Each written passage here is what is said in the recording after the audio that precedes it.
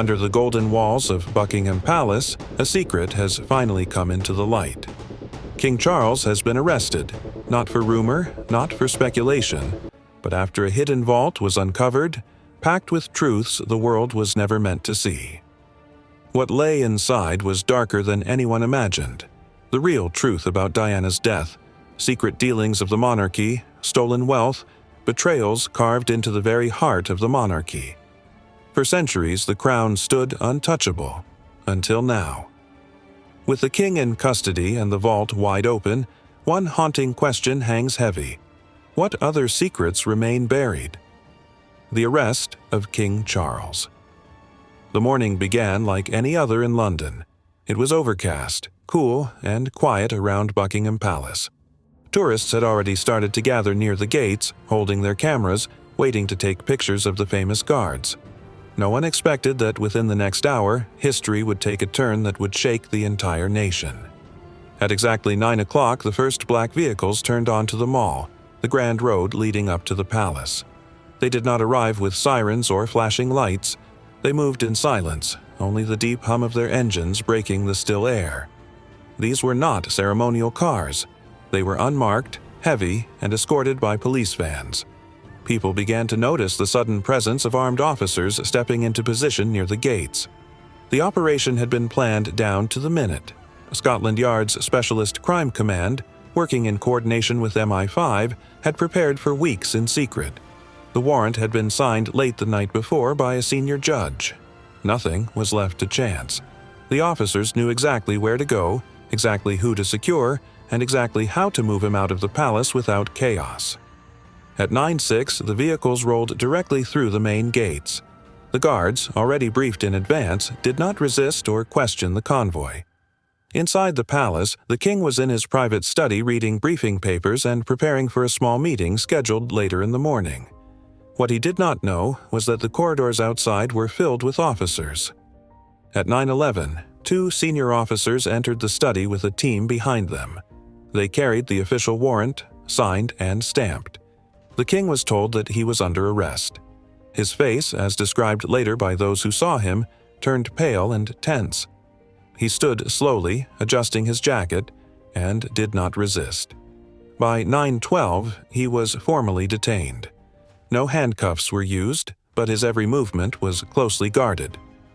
When the palace doors opened to the outside world, cameras, already focused on the activity around the gates, captured the figure of the king stepping out between 2 officers.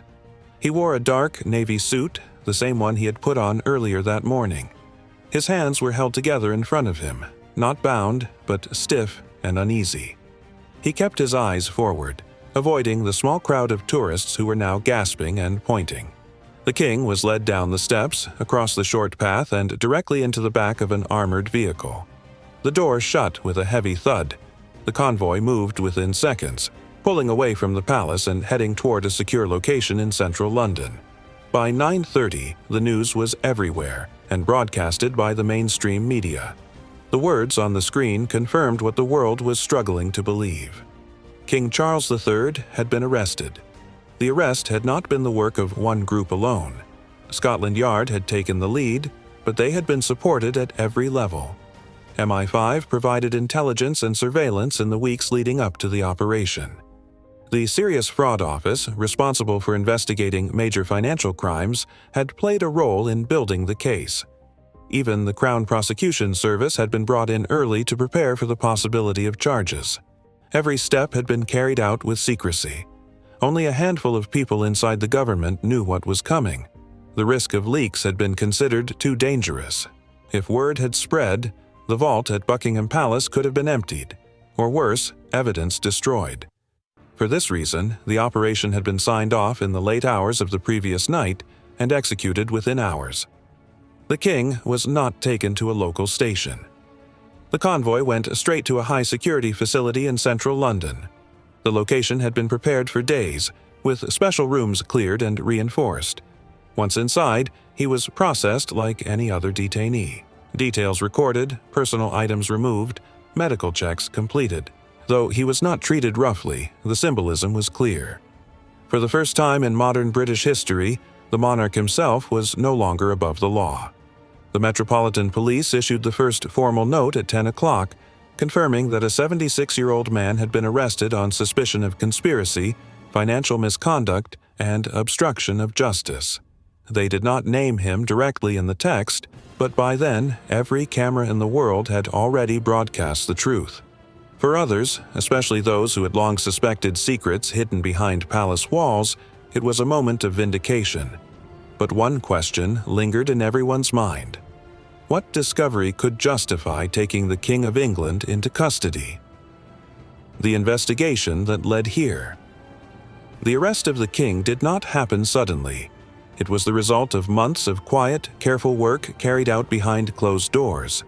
The seeds of the investigation had been planted long before, but they only began to grow when small details started to appear that could not be ignored.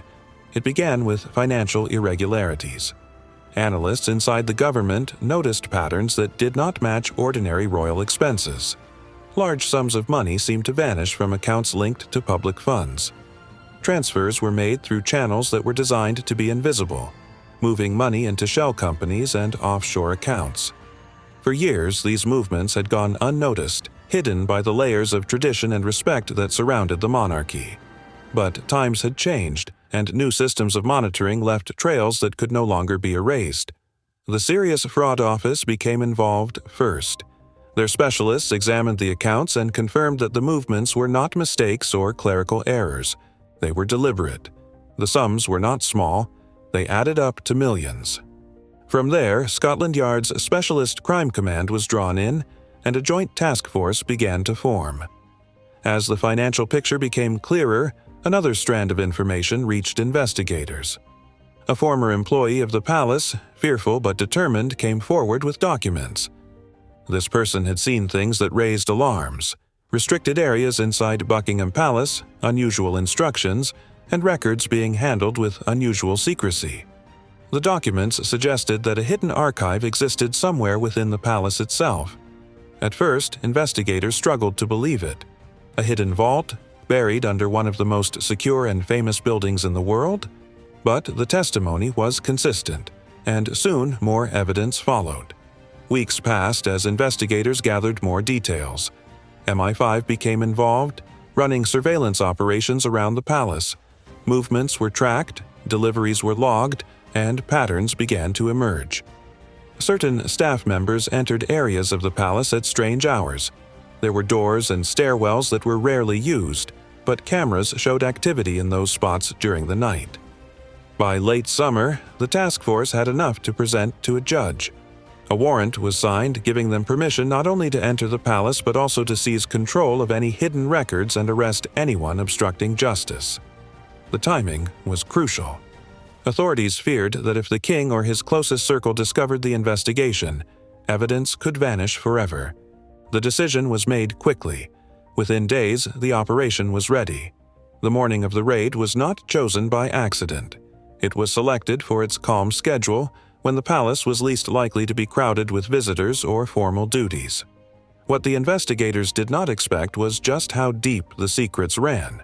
They had suspected financial misconduct and hidden documents, but what they uncovered in the vault reached far beyond money.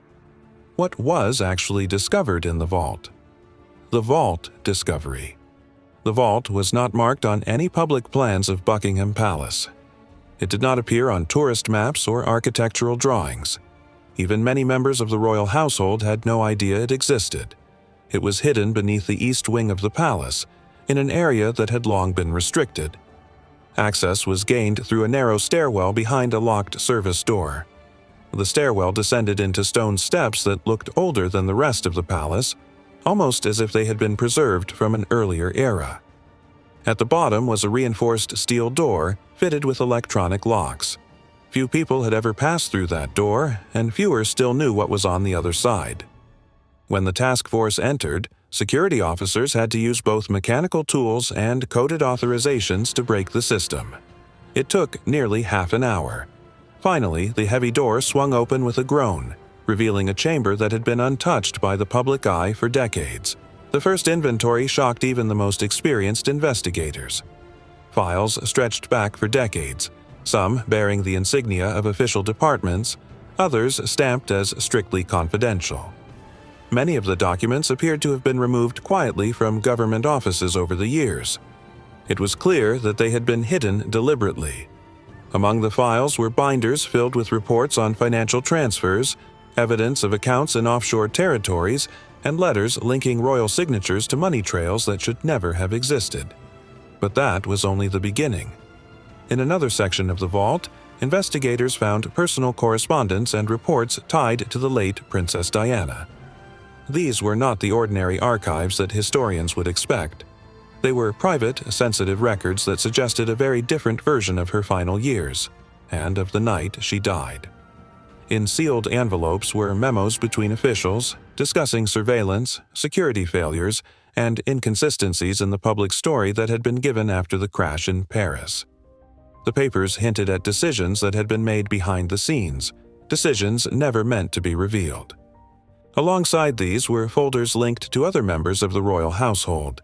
Some dealt with property dealings, others with arrangements that seemed questionable at best. One section was devoted entirely to records of communications with outside parties, including business figures who had quietly benefited from secret deals. The vault was not a random collection. It was a carefully curated store of power, a place where information was kept hidden not just for protection, but for control. Whoever held access to those files could influence reputations, shield scandals, and guard the image of the crown at the expense of the truth. As the officers worked through the inventory, it became clear that this discovery was not only about money or private letters. It was about the foundation of trust itself. The vault showed a system of concealment that had operated for years, perhaps decades.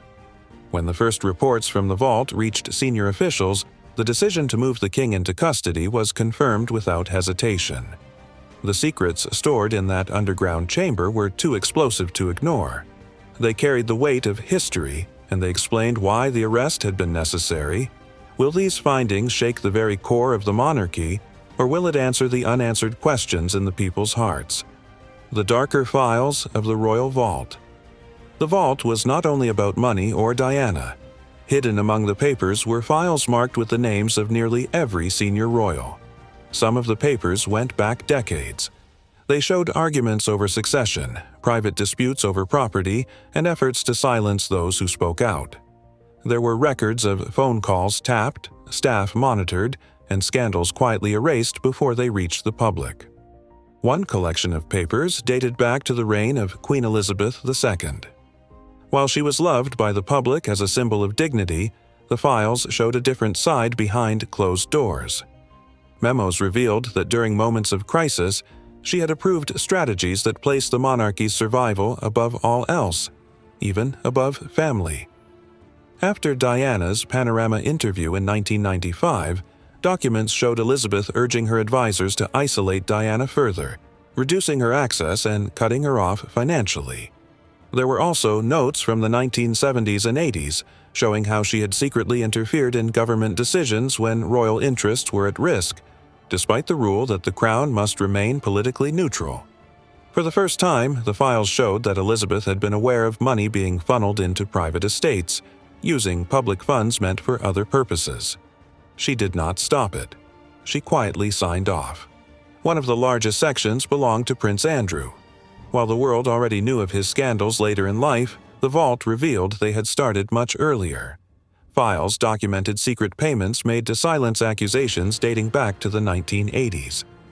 Internal palace letters showed that staff had raised alarms about his behavior with young women during overseas trips, but each time the issue was buried. Settlements were arranged quietly through trusted intermediaries with the aim of keeping the monarchy untouched. The vault also held evidence of business deals Andrew had made while acting as a trade envoy. He had promised access and favors to wealthy figures, pocketing millions in return. The monarchy had denied it for years, but the receipts and signed letters were sitting in the vault the entire time. Edward's files were smaller but still shocking. Papers showed that his production company in the 1990s had been secretly funded by money redirected from crown estates. Publicly, it had been portrayed as independent. Privately, the palace had used taxpayer money to prop it up, fearing the embarrassment of a royal failure in business. There were also memos of family tension, showing how Edward had clashed with Charles over his role and future. At one point, Elizabeth herself had stepped in to calm the brothers. Perhaps the most chilling set of documents came under the category family correspondence. These were handwritten letters, reports of private conversations, and notes from advisors. They revealed that members of the family had often turned against each other in silence. There were letters from Anne, furious at Charles for bringing shame to the family with his behavior. Papers showed Andrew blaming Charles for not protecting him during his scandals. And more than once, Charles himself had written that his mother's decisions left him feeling trapped, treated like a servant to the crown rather than a son. Even Philip appeared in the documents as a hard and controlling figure, often dismissing Charles as weak and unfit for kingship. These words, never meant for the public, showed the family tearing itself apart behind gilded walls. Year after year, staff had compiled the evidence, boxed it, and buried it beneath Buckingham Palace. The monarchy had presented itself as a family of service and duty. But the vault revealed a family bound by secrets, betrayals, and lies. Queen Elizabeth had known. Philip had acted. Andrew had been protected. Edward had been shielded. And Charles, with Camilla, had carried the burden of it all into the present day until the vault forced everything into the light: the stolen public funds.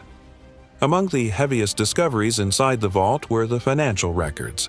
Unlike the letters and personal files, these were cold and clear numbers. They spoke of years of money moving quietly, hidden beneath the surface of royal duty. The ledgers were detailed.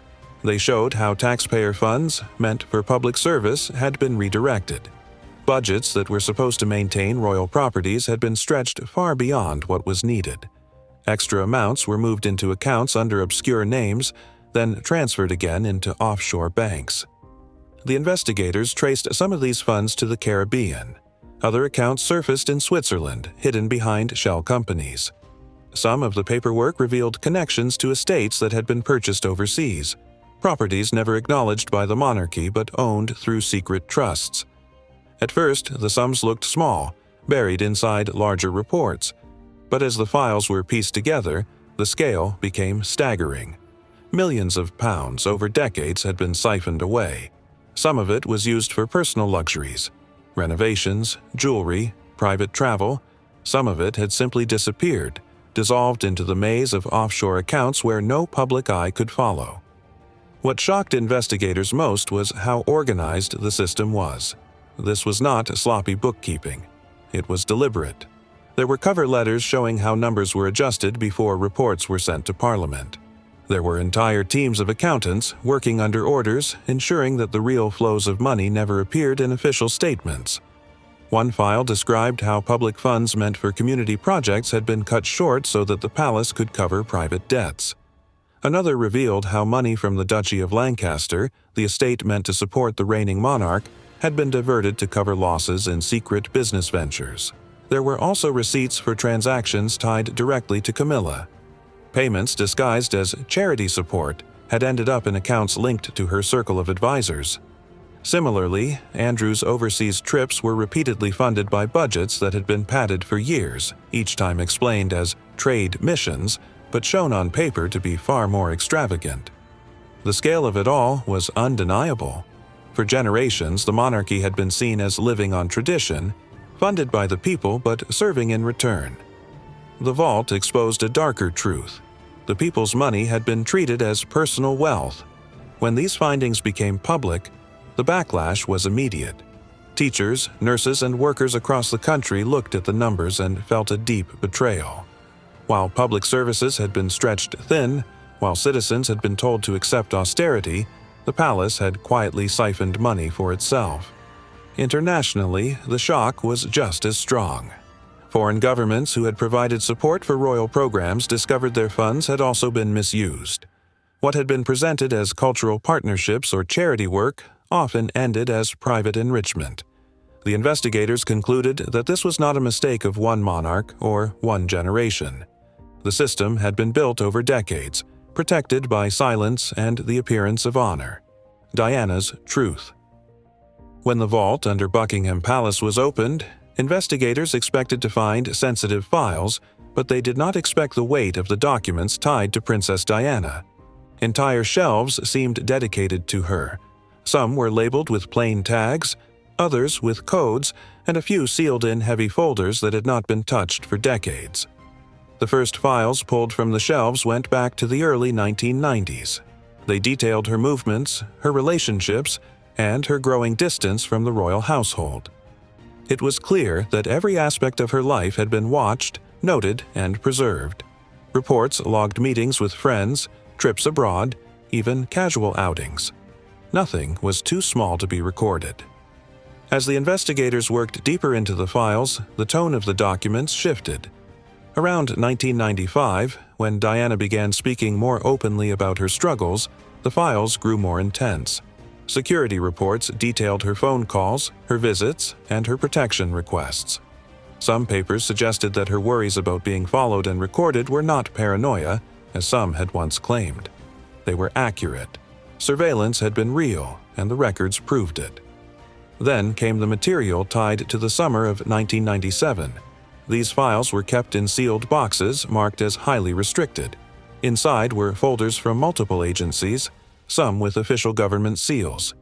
They included reports from intelligence officers, notes from meetings, and correspondence between officials and palace staff. The picture that emerged was very different from the public story told after her death. The public had been told that Diana's death was a tragic accident caused by reckless driving and the pursuit of paparazzi in Paris. The vault documents told another story. Among the files, letters and memos showed that she had expressed fear that she was being targeted and that her car might one day be sabotaged. Most disturbing were the technical reports. Investigators found an analysis of the vehicle she was traveling in on the night of the crash. These documents suggested irregularities in the car's maintenance and alterations to its structure. There were also notes about communications on the night itself, radio transmissions that were not disclosed to the public, and instructions that contradicted the official version of events.